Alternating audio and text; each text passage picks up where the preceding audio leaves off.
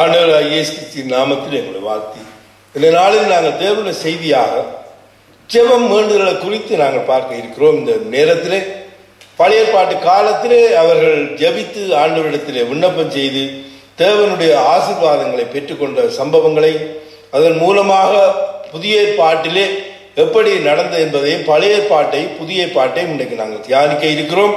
முதலாவதாக நாங்கள் பார்க்க இருக்கிற வசனம் 1 சாமுவேலின் புத்தகத்திலே 1ஆம் அதிகாரத்திலே 11ஆம் வசனத்தை நாங்கள் வாசிக்க கேட்போம்.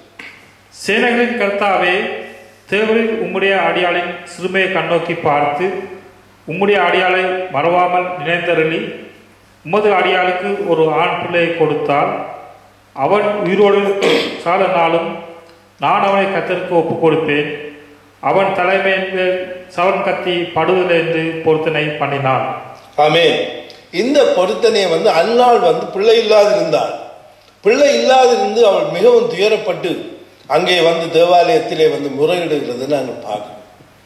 இந்த அன்னாள் மிகவும் துக்கத்தோடு கண்ணீரோடு தேவனிடத்திலே ஜெபம் பண்ணி விண்ணப்பம் செய்து, எனக்கு ஒரு பிள்ளை வேண்டும், அவனை நான் இந்த விதமாக நான் வாழ வைப்பேன், இந்த விதமாக நான் ஆண்டவருக்கு என்று வளர்ப்பேன் என்று பொருத்தனை செய்து அந்த குழந்தையை அவள் பெற்றெடுத்ததை நாங்கள் இந்த 1 சாமுவேல் புத்தகம் 1ஆம் அதிகாரம் 2ஆம் அதிகாரத்திலே வாசிக்கிற பொழுது சாமுவேல் என்ற தீர்க்க தரிசியை தேவன் அவருக்கு கொடுத்ததை நாங்கள் வாசிக்கிறோம். இந்த ஒரே ஒரு விண்ணப்பம் செய்த இந்த அன்னாளுக்கு தேவன் செய்த ஒரு பெரிய அனுக்கிரகமாயிருக்கிறது. பாருங்கள், நான் கத்தோலிக்க வேதத்திலே இதை குறித்து வாசிக்கிற பொழுது அவர் பொருத்தனை செய்து வேண்டிக் கொண்டது, படைகளின் ஆண்டவரே, நீர் உம்முடைய அடியாளாகிய துயரத்தை கண்ணோக்கி என்னை மறமாமல் நினைவு கூர்ந்து எனக்கு ஒரு ஆண் குழந்தையை தருவீரானால் அவனை அவன் வாழ்நாள் முழுவதும் ஆண்டவராகிய உமக்கு ஒப்பு கொடுப்பேன். அவனது தலையின் மேல் சவரன் கத்தியே படாது என்றார். அப்படித்தான் வளர்த்தார். ஆலயத்திலே விட்டு சிறு வயது தொடங்கமே ஏலியோடு கூட ஆலயத்திலே விட்டு வளர்த்து சாமுவேல் ஒரு பெரிய தீர்க்கதரிசியாக இருக்கிறது நாங்கள் இந்த சாமுவேலின் 1 சாமுவேல் 2 சாமுவேல் புத்தகங்களிலே தொடர்ந்து நாங்கள் வாசிக்கிற பொழுது அவர் எப்படிப்பட்ட ஒரு தீர்க்கதரிசியை தேவன் அந்த அன்னாளுடைய ஜெபத்தை கேட்டு கொடுத்தார் என்பதை நாங்கள் பார்க்கிறோம். ஜெபத்துக்கு அவ்வளவு வல்லமை இருக்கிறது. ஜெபிக்கிறது நாங்கள் இன்றைக்கு ஜெபிக்கிறோம் ஜெபிக்கிறோம் ஜெபிக்கிறோம் என்று சொல்லுகிறோம். ஆனால் உண்மையான ஒரு வேண்டுதல், உண்மையாக எங்களுடைய மனதை ஊற்றி எங்களுடைய தேவைகளை வைத்து ஜெபிக்கிற பொழுது நிச்சயமாக தேவன் அற்புதம் செய்வார் என்பது இந்த சம்பவத்திலிருந்து தெளிவாக எங்களுக்கு விளங்குகிறது. இந்த விஞ்ஞான ரீதியிலே சொல்லுவார்கள், பிள்ளை இல்லாவிட்டால் நாங்கள் இப்படியா எல்லாம் பிள்ளை பெறுவோம் கொள்வோம் என்று சொல்லுகிறார்கள். அது ஒரு புறம் இருந்தாலும் தேவ சித்தத்தோடு கூட நாம் தேவனுடைய பிள்ளையை பெற்றெடுக்க தேவ அனுமதியோடு கூட ஒரு சாமுவேலை, ஒரு பெரிய தீர்க்கதரிசியை தேவன் கொடுத்து ஆசீர்வதித்து அந்த இஸ்ரவேல் ஜனங்களை நியாயம் தீர்க்கிறவராக ஒரு பெரிய தீர்க்கதரிசியாக வாழ்ந்ததை நாங்கள் வாசிக்கிறோம். நாம் இன்றைக்கு எந்த நிலையில இருந்து கொண்டு நாம் தேவனுடைய சித்தத்துக்குள்ளே ஜெபம் பண்ணுகிறோம் அல்லது நாங்கள் ஜெபத்தின் மூலமாக பெற்றுக்கொள்ளாமல் இருக்கிறதுக்கான தடைகள் இருந்தால் இவைகளை நாமல் வாசித்து இது நமக்கு ஒரு திருஷ்டாந்தமாக வைக்கப்பட்டிருக்கிறது. இந்த காலத்தில் இப்படித்தான் நாங்கள் வாழ்ந்தோம், இப்படித்தான் நாம் நடந்தார்கள். இதை நாம் பார்க்கிற பொழுது நிச்சயமாக நம்முடைய வாழ்க்கையில் ஒரு பெரிய ஒரு ஆசீர்வாதம் கிடைக்கும். இது விசுவாசம். விசுவாசம் உள்ள ஜெபம் பிணியாளியை ரட்சிக்கும் என்று நாங்கள் யாக்கோபு புத்தகத்திலே வாசிக்கிறோம். அப்ப எப்படி வந்தாலும் விசுவாசம் வேண்டும் நமக்கு. ஜெபத்திலே இது நடைபெறும், ஆண்டவர் தருவார், எனக்கு ஒரு பிள்ளையை தருவார். இப்படியாக நாம் அந்த காரியங்களை மனதிலே ஒரு திட சங்கல்பம் கொண்டு நாங்கள் தேவனிடத்தில் ஒரு பொருத்தனை செய்தால் அந்த பொருத்தனையை நாங்கள் செய்த பொருத்தனை அந்த விதமாக கடைபிடிக்கவும் வேண்டும். அது முக்கியமானது. பொருத்தனை செய்த பின்பு அதை விட்டுவிடக் கூடாது. அது கண்ணியாக இருக்கும் என்று வேதம் எச்சரிக்கிறது. இப்படிப்பட்ட ஒரு அன்னாள் போல உங்களுக்கு கூட வாழ்க்கையிலே இப்படியான காரியங்கள் குறைபாடாக பிரச்சனையாக இருந்தால் நீங்கள் கண்ணீரோடு கூட அந்த ஆண்டவரிடத்தில் நீங்கள் கேட்டால் நிச்சயமாக உங்களுடைய வாழ்க்கையிலே ஒரு சாமுவேலை போல் ஒரு தீர்க்கதரிசியை, ஒரு சுவிசேஷகரை, ஒரு போதகரை, ஒரு அப்போஸ்தலரை நிச்சயமாக இந்த நாட்களில் எழுப்பி தருவாரா? தரமாட்டாரா? நிச்சயமாக தருவார். தேவனிடத்திலே விசுவாசம் வைக்கிற எல்லோருக்கும் அது கிட்டும் என்று வேதம் சொல்லுகிறபடி இது நம்முடைய விசுவாசத்துக்கு ஒரு பெரிய எடுத்துக்காட்டாக இருக்கிறது இந்த அன்னாருடைய சரித்திரம். இதை நீங்கள் வாசித்தால் முழுவதுமாக இந்த அன்னாருடைய சரித்திரத்தில் நடந்த சம்பவம் அனைத்தையும் நாம திடமாக நாம் புரிந்து கொள்ளலாம். அடுத்ததாக நாங்கள் வாசிக்க போறது, ஆலய பிரதிஷ்டை செய்தார்கள். இந்த ஆலயங்கள் நீண்ட காலமாக அவர்களாம் ஆசரிப்பு கூடாரங்களிலே மோசையின் நாட்களில் இருந்து ஆசரிப்பு கூடாரங்களை வைத்து அதன் மூலமாக பலி செலுத்தி பரிசுத்த ஸ்தலம், மகா பரிசுத்த ஸ்தலம், பலி செலுத்துதல், தூபபீடம், குத்துவிளக்கு இப்படியாக செய்து வந்தார்கள். கடைசியாக தாவீது ஆலயத்தை கட்டுவதற்கு முயற்சி செய்தார். ஆனால் தேவன் சொன்னார், நீ எனக்கு ஆலயத்தை கட்ட வேண்டாம், உன்னுடைய கற்ப பிறப்பாகிய சாலமோன் தான் அந்த ஆலயத்தை கட்ட வேண்டும் என்று தேவனே அனுமதி கொடுத்து அந்த ஆலயத்தை கட்ட வைத்தார். அதாவது சாலமோன் தான் இந்த ஆலயத்தை கட்டினார். இந்த சாலமோன் இந்த ஆலயத்தை கட்டி எப்படியாக எல்லாமோ 7 ஆண்டுகள் இந்த ஆலயத்தை கட்டி முடிக்க சென்றது என்று வேதம் தெளிவாக சொல்லுகிறது. இந்த ஆலயத்தை கட்டி முடிக்க 7 மாசங்கள் சென்றிருக்கிறது. 4ஆம் மாதம் சிப் மாதம் தொடங்கி 11ஆம் மாதம் பூல் மாதம் முடிந்தது. 7 வருடம் சென்றிருக்கிறது. 1 ராஜாக்களின் புத்தகம் 6ஆம் அதிகாரம் 37-38 வசனங்களை வாசித்து பாருங்கள். 1 அரசர்கள் 6ஆம் அதிகாரம் 37-38 வசனங்களை 520வது பக்கத்தில் வாசித்தால் இந்த காரியங்களை நிச்சயமாக நாங்கள் புரிந்து கொள்ளலாம். அடுத்ததாக நாங்கள் பார்க்க போகிறது, இந்த காரியத்திலே சாலமோன் ஆலய பிரதிஷ்டை செய்கிறார்.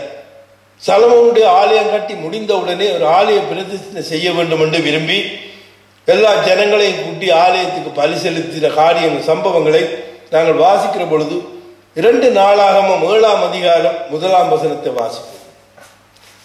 550வது பக்கம். சலமோன் ஜெபம் பண்ணி முடிக்கிற போது அக்கினி வானத்திலிருந்து இறங்கி சர்வாங்க தாங்க பலியையும் மற்ற பலிகளையும் பட்சித்தது.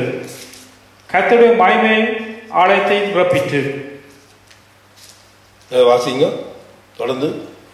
கர்த்தருடைய மகிமை கர்த்தருடைய ஆலயத்தை நிரப்பினதனால் ஆசாரியர்கள் கர்த்தருடைய ஆலயத்துக்குள் பிரவேசிக்க கூடாது இருந்தது.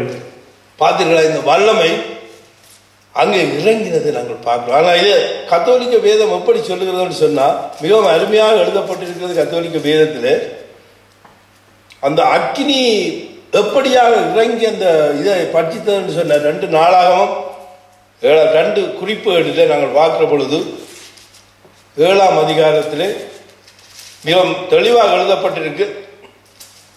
அக்கினி சாலமோன் தம் மன்றாட்டை முடித்ததும் வானத்திலிருந்து நெருப்பு இறங்கி எரி பலிகளை மற்ற பலியையும் எரித்து ஆண்டவரின் மகிமை கோவிலை நிரப்பிட்டு கத்தோலிக்க வேதத்தில் எழுதப்பட்டிருக்கிறது. ஆனால் அந்த வேதத்திலே அக்கினி இறங்கி பட்சித்தது என்று வேதம் சொல்லுகிறது. அந்த வல்லமை மகிமை இறங்கின பொழுது இது ஜெபத்தின் மூலமாக இறங்கப்பட்ட மகிமை. இந்த மகிமை இறங்கி அந்த ஆலயத்துக்குள்ளே அவர்கள் உள்ளுக்குள்ளே சென்று ஆலயத்திலே ஊழியம் செய்யாத அளவுக்கு கர்த்தருடைய மகிமை மூடிக்கொண்டது. இது ஜெபத்தின் மூலமாக அந்த வல்லமை இறங்கினது நாங்கள் பார்க்கிறோம். சாலமோன் தம் மன்றாட்டை முடித்ததும் வானத்திலிருந்து நெருப்பு இறங்கினது வேதம் சொல்லுகிறது. நம்முடைய தேவன் பட்சிக்கிற அக்கினியாயிருக்கிறார். இந்த உலக மக்கள் எல்லாரும் அக்கினியை தேடி அக்கினி அபிஷேகம் செய்கிறார்கள், அக்கினியை தேடுகிறார்கள், அக்கினியை உண்டாக்குகிறார்கள். மனுஷர்கள் மாம்ச சித்தத்திலே அக்கினியை உண்டாக்கி அதில் எத்தனையோ விதமான காரியங்களை செய்து திருப்தி அடைகிறார்கள். ஆனால் தேவன், நம்முடைய தேவனோ பட்சிக்கிற ஒரு அக்கினியாயிருக்கிறார். அந்த வல்லமை இறங்கி அந்த நேரத்திலே அந்த வல்லமை அக்கினியாக இறங்கி அங்க மகிமையாக பிரவேசித்த வேளையிலே ஊழியம் செய்யக்கூடாத அளவுக்கு அந்த வல்லமை இறங்கினது. இன்னைக்கு நம்முடைய வேண்டுதல் விண்ணப்பங்கள் எல்லாம் இந்த வல்லமை இறக்க முடியாமல் இருக்கான காரணம் என்ன? நம் மத்தியில இருக்கிற தப்பிதங்கள். நாம் தான் அதுக்கு பொறுப்பாளிகள். அந்த வல்லமை இறங்க வேண்டும். அந்த வல்லமை இறங்கிறதை நாங்கள் வாசித்துக் கொண்டு போகிற பொழுது இந்த பழைய ஏற்பாட்டு காலத்திலே கைகளினால் கட்டப்பட்ட ஆலயத்திலே அவர் இறங்கினார். இன்றைக்கு கைகளினால் கட்டப்பட்ட ஆலயங்களில் நான் வாசம் செய்வதில்லை, நீங்கள் தான் என்னுடைய ஆலயம் என்று பேசுகிறார். அப்படிப்பட்ட ஆலயத்தை தேவன் எப்படி கொண்டு வரார் என்பதை நாங்கள் தொடர்ந்து பார்க்க போகிறோம். இந்த ஆலய பிரதிஷ்டையை நீங்கள் வாசித்துக் கொண்டு போனால் இந்த 2 நாள் குறிப்பேட்டில் தொடர்ந்து நீங்கள் வாசித்துக் கொண்டு போனால் இந்த காரியத்தை நீங்கள் கண்டுகொள்ளலாம். கத்தோலிக்க வேதத்திலே 7ஆம் அதிகாரம் 1 வாசிக்கிற பொழுது இந்த சம்பவம் தெளிவாக எழுதப்பட்டிருக்கு. இது 666வது பக்கம் பழைய ஏற்பாட்டிலே நாங்கள் வாசித்து பாருங்கள். இந்த அக்கினி இறங்கினது.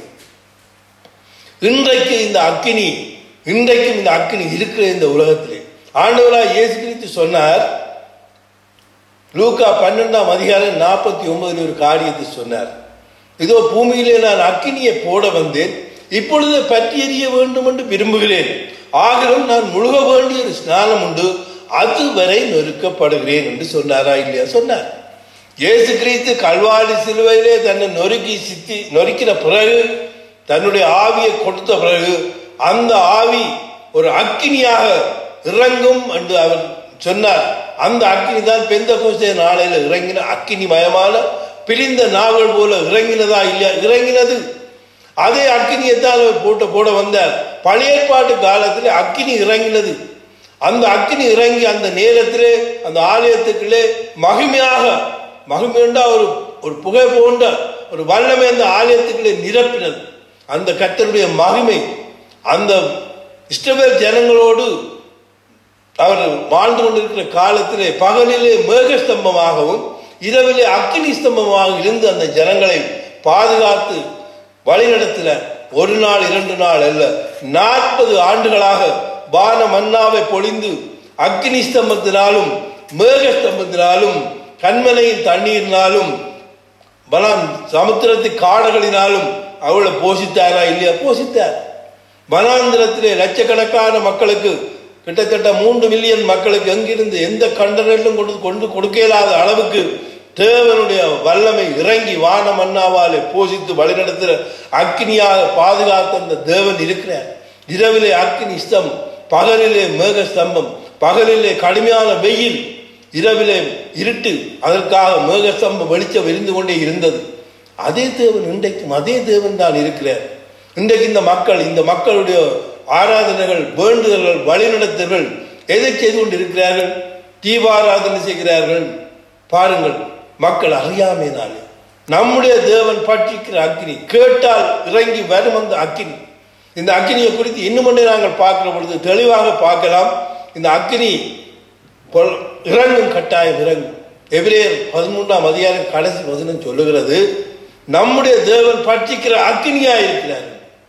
அப்படிப்பட்ட தேவனை நீங்கள் விட்டுவிட்டு உலகத்தின் அக்கினியை நீங்கள் பிடித்து கொண்டு இன்றைக்கு வாழ்ந்து கொண்டு இருந்தால் உங்களுடைய வேண்டுதல்கள், மன்றாட்டுகள், உங்களுடைய ஜெபங்கள் எல்லாம் எங்கே செல்லுகிறது என்பதை நீங்களே தீர்மானித்துக் கொள்ளுங்கள். அடுத்ததாக நாங்கள் பார்க்க போகிற ஒரு காரியம், முக்கியமான ஒரு காரியம் ஒன்று இருக்கிறது. எலியாவின் தீர்க்கதரிசியை பற்றி நாம் தெரியும். 1 ராஜாக்களின் புத்தகம் 17 இருந்து அவருடைய காரியம் சொல்லப்பட்டு வருகிறது. அந்த 1 அரசர்கள் புத்தகத்திலே நீங்கள் வாசித்துக் கொண்டு போனால் இந்த காரியத்தை தெரிந்து கொள்ளலாம். 1 அரசர்கள் 18ஆம் அதிகாரத்திலே தான் இந்த காரியத்தை நாம் எடுக்கிறோம். அவர் 1 அரசர்கள் 17ஆம் அதிகாரத்தில் 1 இருந்தே அந்த எலியா வந்து ஆகாப்புக்கு முன்னாலே வந்து நின்று, என்னுடைய வாக்கின்படி என்று இன்று முதல் மழை பனியோ பெய்யாது என்று சொல்லிவிட்டு போயிட்டார் கர்த்தருடைய வசனத்தை கொண்டு. அதன்படி 3 வருஷம் 6 மாதம் அங்கே மழை பெய்து ஒன்றும் பெய்யவில்லை. அப்படிப்பட்ட ஒரு மனிதன் எலியா. அந்த எலியா செய்த அற்புதத்தில் ஒரு காரியத்தை நாங்கள் வாசிப்போம். 1 ராஜாக்களின் புத்தகம் 18ஆம் அதிகாரம் 38ஆம் வசனத்தை வாசிக்க பழைய ஏற்பாடு 455ஆம் பக்கம். அப்பொழுது கர்த்தரிடத்தில் இருந்து அக்கினி இறங்கி அந்த சர்வாங்க தகனபலியையும் விறகுகளையும் கற்களையும் மண்ணையும் பட்சித்து வாக்கால் இருந்த தண்ணீரையும் நக்கி போட்டது. ஆமென். பார்த்தீர்களா? இந்த சம்பவத்தை நீங்கள் வாசித்துக் கொண்டு போனா இந்த 18ஆம் அதிகாரத்தில் ஆகாப் என்ற அரசன், அவனுடைய மனைவி ஏசபேல், இவர்களுக்கும் அவர்களுடைய பாகார்கள் தீர்க்கதரிசிகள் 400 பேர் அவர்களிடத்தில் இருந்தது என்று வேதம் சொல்லுகிறது. இந்த 400 தீர்க்கதரிசிகளையும் அவர்கள் வைத்து பாதுகாத்தார்கள்.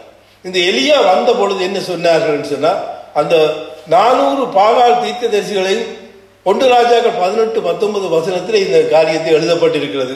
400 தீர்க்கதரிசி இருந்ததாக. ஆனால் இந்த 400 தீர்க்கதரிசிகளை கொண்டு வந்து என்ன சொன்னார்கள்?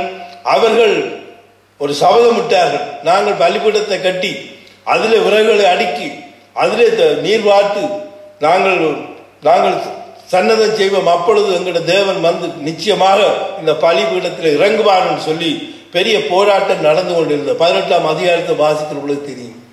காலையில தொடங்கி மாலை வரையிலும் வந்த 400 தீர்க்கதரிசிகளும் அந்த மக்கள் எல்லாரும் கூடி நிற்க பெரிய சன்னதம் கொண்டு கொண்டே இருந்தார்கள். கடைசி வரையிலும் அங்கே அக்கினி இறங்கவே இல்லை. அவர்களுடைய வேண்டுதலுக்கு அங்கே பாகால் தீர்க்கதரிசிகள் என்று வேதம் சொல்லுகிறது. பாகால் என்றால் பிசாசுகளை வணங்குகிறவர்களுடைய அந்த வேண்டுதலுக்கு அங்கே ஒருத்தரும் கேட்கவும் இல்லை, வரவும் இல்லை. கடைசியாக ஜனங்கள் எல்லாரும் பொழுது சாய்ந்து விட்டது. எலியா சொன்னானோ, சரி இனி நான் பலிபீடத்தை கட்டுகிறேன் என்று புதிதாக ஒரு பலிபீடத்தை கட்டி அங்கே 7 குடம் தண்ணீரை வார்த்து அந்த பலிபீடத்தின் மேலே அந்த இறைச்சி வெட்டி ஆடுகளை வெட்டி பலிபீடத்தின் மேலே வைத்து அடுக்கி அவன் செய்த பொழுது இறங்கினது அந்த அக்கினி என்று வேதம் சொல்லுகிறது. இன்னும் ஒரு தடவை அந்த வசனத்தை வாசிக்க கேட்போம். அப்பொழுது கத்திரத்திலிருந்து அக்கினி இறங்கி அந்த சர்வாங்க தகன பலியையும் விறகுகளையும் கற்களையும் மண்ணையும் பட்சித்து வாய்க்காலில் இருந்த தண்ணீரையும் நக்கி போட்டது. பார்த்தீர்களா? தேவனுடைய அக்கினி இறங்கி எரித்தது. அப்படி ஜனங்கள் எல்லாரும் பார்த்து கொண்டிருக்கிறார்கள். 400 பாகால் தீர்க்கதரிசிகள் இருக்கிறார்கள். தேவனுடைய வல்லமை அக்கினி இறங்கிச்சு. எப்படி அவர் ஜெபம் பண்ணினார்? வாசிப்போம் அந்த வசனத்தை. 35 வாசிப்போம்.